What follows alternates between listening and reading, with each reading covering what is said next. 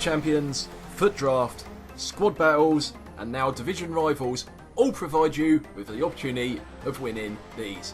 That's right, the infamous FIFA packs. Now, we all open these packs and expect to get something like this. Damn.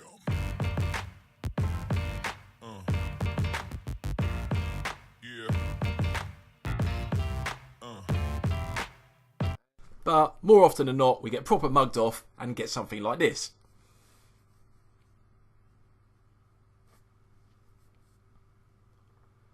That's right, from an Ultimate Pack, my best player was an 83 rated Juan Fran. But pack luck and the whole gambling thing is for another video. What I'm going to look at now is these 4 different game modes and rule out why I'm not going to be focusing on them. So this is Foot Champions. What we've just been confirmed is that it's going to be 30 games a week this time in FIFA 19. So it is less, but still requires a lot of commitment, especially over a weekend, which casual gamers or most gamers probably won't even bother doing. You know, you need a lot of wins throughout to get the rewards.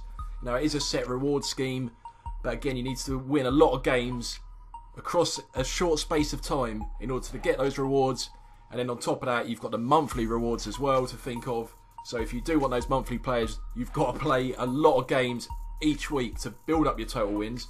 I mean, this is from FIFA 18, so Elite 3 was 29 wins out of 40, and then the monthly to get the Elite is 112 wins across a month. And a lot of people just don't have time for that. So on that basis, I'm not going to be focusing on that game mode for this video.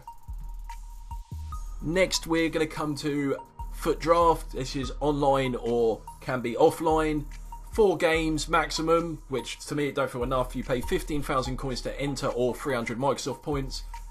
You have a game, you could lose the first game or you could win the whole thing. The rewards are not consistent, they're not guaranteed what you're going to get. So you could win the whole thing and get terrible rewards, like more often than not a couple of gold packs, a few thousand coins. Never really, there is the 100k pack chance, but that's a rarity. So on that basis, again, I'm not going to focus on Foot Draft for this video. And now we come to Squad Battles. This was introduced in FIFA 18 and it's effectively playing 45 games or up to 45 games every week across the whole of the week against the computer. Now, I know there's probably some people going, I hate playing against the computer, it's boring, it's repetitive. And to some extent that is true, but there are some benefits. Think about it, there's no lag because you're playing offline, so you're actually playing FIFA how it's meant to be played. You can pause it for as long as you like, you know, you're desperate for that piss. You know, I've been there in online games, you just want to go for the toilet, you only have 30 seconds to pause it.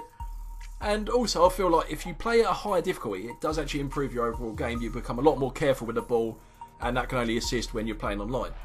Also on Squad Battles, you can play it against a computer on Ultimate. Now this is tough, and I remember playing it at the start of FIFA 18, couldn't beat the computer. I was playing Team of the Week on Ultimate difficulty and kept losing. Eventually I got good at it, started beating it, and this became my sort of like regular thing to play against the computer. And Squad Battles, it gives you the most amount of points, and in the end I managed to do a weekend where I won every single game, all 45, and I finished second in the world. And one of the rewards was that Ultimate Pack that you saw earlier, which was absolutely terrible. So ignoring that occasion when I got completely mugged off by my pack luck, I'm going to be telling you now how to use Squad Battles to its full potential and how it's going to massively assist you, especially at the start of FIFA 19, with getting a steady income of coins and growing your team ready to take people on online. So on your screen now, you've got the reward scheme for Squad Battles, similar to Foot Champions in that they're guaranteed rewards and you're going to get these each week based on where you finish. And if we use Foothead, a little shout out to them, we can look back at week 1, and this was the first week of FIFA 18. We can see the sort of points you'd need to get the different ranks. Xbox and PlayStation, very similar. There's not much difference in them at all. We can then look at top 100. Again, this is going to be for the people that are really committed to it, playing every game each weekend, which we're not really worried about for the purpose of this video. We can then go to week 2. A little steady increase up from the points. A few hundred to start with in each rank. And then the higher the ranks up, obviously the more point difference there are. Go to week 3 now. Again, it's gone up a little bit. It's actually probably gone up a couple of thousand now. So people were getting more into it last year, or FIFA 18, which is still currently out. Going on to week 4, it's gone up a little bit more. And again at week 5, I think this was getting near the peak of when people were really playing it. Week 6, Week 7, it's starting to drop a little bit, especially around the golds.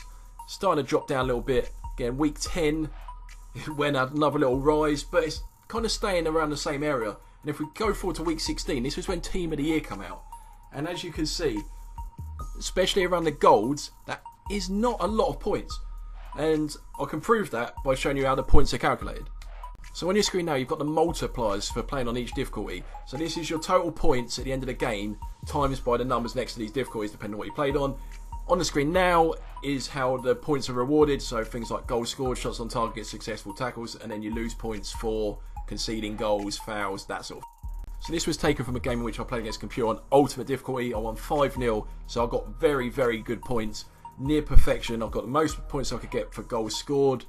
I've got a clean sheet, and there's only a few things that let me down. I could have got more points on. And then each of these first 3 categories, match complete, match result, and skill bonus, are all times by 2.6 for playing on ultimate difficulty. You then add 800 for goals. This don't get multiplied. It's all added together, and that gave me the total of 3,322. If we look at legendary, because it's a 2.1 multiplier, the points total is a lot lower because everything's being times by 2.1. So look on the screen, we've done the maths again. This all adds to 2,670, nearly 700 points less than on Ultimate. And then going down to World Class, it drops even further because you're times everything by 1.6. So you're going to have to play a lot more games to get the ranks. So the reason you can see Gold 1, 2 and 3 on the screen is because I believe one of these is the perfect rank to play for on a regular basis. And the rank I'm talking about is Gold 3. Yeah, and I know you're probably thinking, what, those rewards aren't very good. But think about it. If you're just a casual FIFA player, like you only play a few times a week, or you just only want to play squad battles a few times, Gold 3 is perfect. 2 Jumbo Premium Gold Packs, that's 15k each pack. 30k worth of packs, and 12,000 coins. And let's just say you get nothing really in the packs.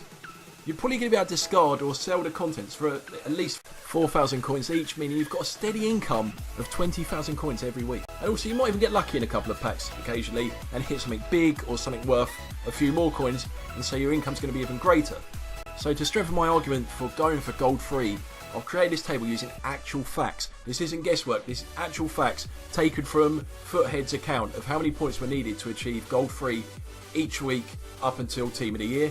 I have used the average points for PlayStation, but in all fairness, there weren't much difference between PlayStation and Xbox, and if anything, PlayStation was a little bit higher, so it's still a good guide to show you how many games you'd need to play on each difficulty in order to achieve a rank 3 each week.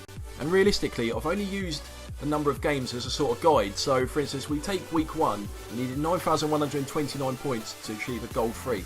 Now, this will probably take about 5 to 6 games on World Class difficulty, and when I worked that out is I chose 1,600 points as a sort of guide of what you'd get, like sort of minimum you'd get if you beat the computer on World Class. Now, that's not taking into account all the different skill points you can get, for like goals scored. You score more goals, then the points could go up, and it's probably going to reduce the amount of games you need to play, probably down to near a 5, possibly even 4 at a push, but you'd need to have played to near perfection every single game. But then if you push yourself and start playing the game on Legendary difficulty, I mean on FIFA 18 there was a point where some people were saying that Legendary was actually easier than World Class. So you're going to get more points. If you can play it on Legendary, you're going to reduce the number of games you need to play even more, to a point where you can actually play probably about 5 games a week. And you're going to get Gold 3, which is guaranteed 12,000 coins, and then those 2 Jumbo Premium Gold Packs, which, like I said earlier, is probably going to get you 4,000 coin return on each pack, even more if you pack someone good. So that's 20,000 coins guaranteed for playing 5 games. Divide it up, that's 4,000 coins per game. And then you can add on those coin boosts at the start of FIFA. That's another 1,000 per game. That's 25,000 coins into your balance. I mean, that even covers an entry into Foot Draft with 10,000 coins to spare. You can do what you want. You can save it. You can save up the packs and wait till Team of the Year and then absolutely hammer it and hope you get something incredible. On this channel, I have actually got a video where I give my tips and tricks. This includes tactics and just like methods that I use to beat the computer on Ultimate, which then obviously transferable to the lower difficulties like Legendary, World Class.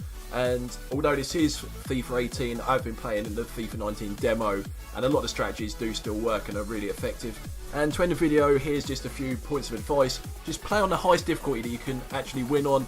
Don't play Ultimate if you've got no chance of winning, but play on Legendary if you're usually playing on World Class. Challenge yourself, be ambitious, because at the end of the day, even if you lose a game, you're still going to get points.